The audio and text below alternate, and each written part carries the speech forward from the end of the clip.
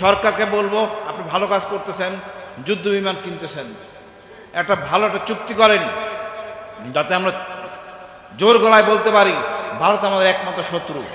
যদি এই ভারতকে সোজা না করলে আমরা আসলে সোজা হব। আমরা এক জাতির এক দেশ, ভয় পাওয়ার কোনো কারণ নাই।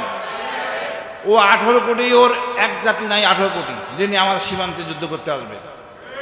আমাদের সমস্যা পশ্চিমবঙ্গের সাথে না, আমাদের সমান ভারতের আইনের প্রতি, সেটা দিল্লির আইনের প্রতি।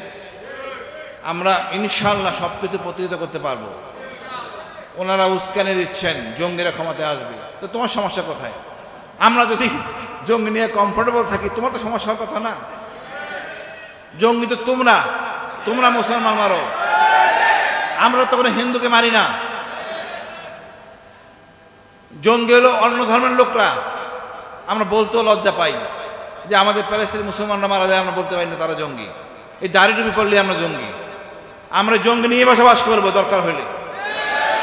বড় জঙ্গি হলো আমাদের শেখ হাসিনা, কোনো আইন সে মানে নাই, তখন কোনো প্রেসক্রিপশন দেন নাই, এখন উপদেশ দেন হাসিনার নিয়ে নির্বাচন করতে হবে। এই ধরনের লোক কথা বললে সোজা করে দিবেন।